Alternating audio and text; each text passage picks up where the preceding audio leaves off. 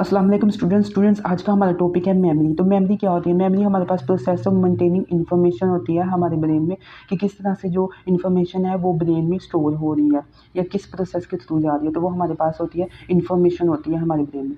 अगर centre of recent memory की बात करें तो ये हाइपोकैम्पस होता है हमारे पास। हाइपोकैम्पस क्या है? पार्ट ऑफ फोर ब्रेन है। अगर हम इसी तरह से देख लें students, long term memory centre क्या होता है? तो लॉन्ग टर्म जो मेमोरी स्टोर होती है वो टेम्पोरल लोब में होती है। थ्री स्टेज ऑफ मेमोरी है हमारे पास। अभी थ्री स्टेज ऑफ मेमोरी में हमारे पास स्टूडेंट्स इनकोडिंग आता है, स्टोरेज आता है और रिट्राइवल आता है। अभी हम जो है इनको वन बाय वन एक्सप्लेन करेंगे तीनों को।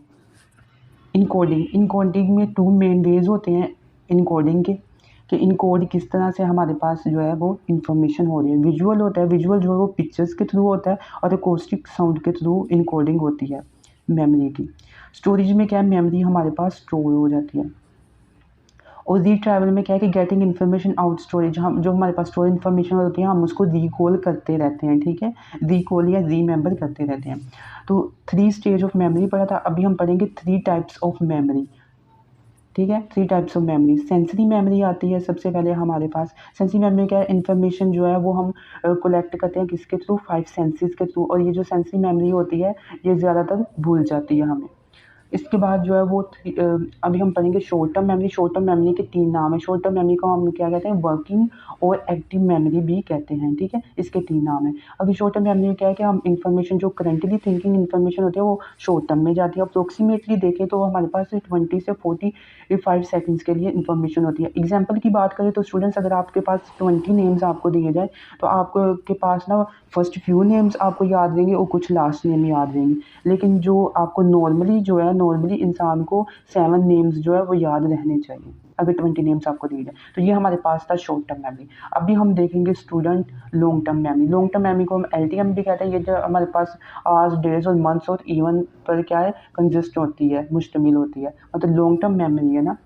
तो इसी तरह से स्टूडेंट्स अभी हम नेक्स्ट में चलने वाले होंगे। नेक्स्ट में हम जाते हैं, जो ये सेंसरी मेमोरी पढ़ा था। सेंसरी मेमोरी में हमने थ्री टाइप्स उसकी पढ़ेंगे, three types of sensory memory.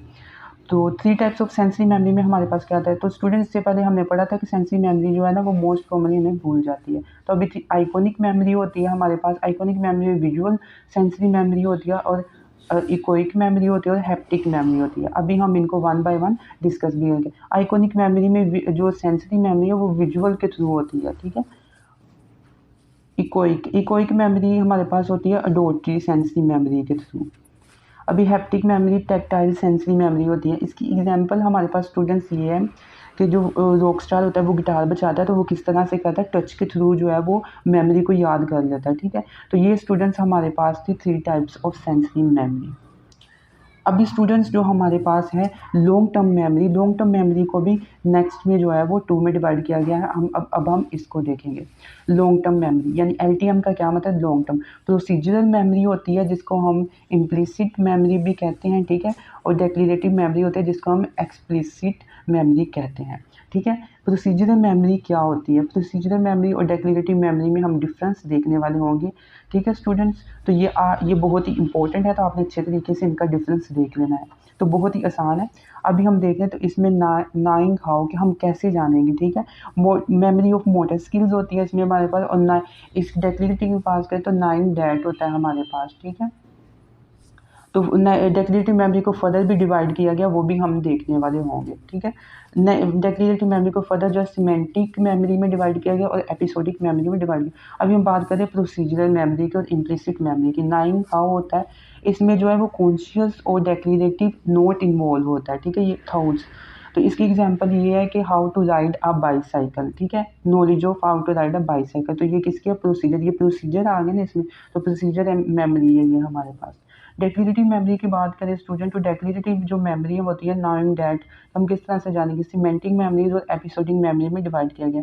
Semantic memory में हमारे पास जो होता है जनरल नॉलेज होता है हमारे पास। एपिसोडिक मेमोरी में हमारे पास पर्सनल हमारा एक्सपीरियंस होता है।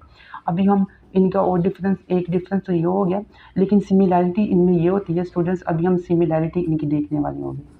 सिमिलैरिटी ये होती है कि सिमेंटिक मेमोरी में हमारे पास कॉन्शियस और डेक्लेरेटिव थाट्स पाई जाती हैं, और इसी तरह से एपिसोडिक में भी कॉन्शियस और डेक्लेरेटिव थाट्स पाई जाती हैं। तो दोनों में ये सिमिलैरिटी है। ठीक है स्टूडेंट्स, तो ये सिमिलैरिटी आपने याद रखनी है सिमेंटिक मेमोरी से। अभी हम दोनों की जो है वो एग्जाम्पल भी देखने वाले होंगे कि एग्जाम्पल क्या है इनके। ठीक है, तो अभी हम स्टूडेंट्स एग्जाम्पल की बात करें, जो हमारे पास सिमेंटिक मेमोरीज है और एपिसोडिक मेमोरी है, तो इसमें क्या होता है कि London is the capital of England. ठीक है,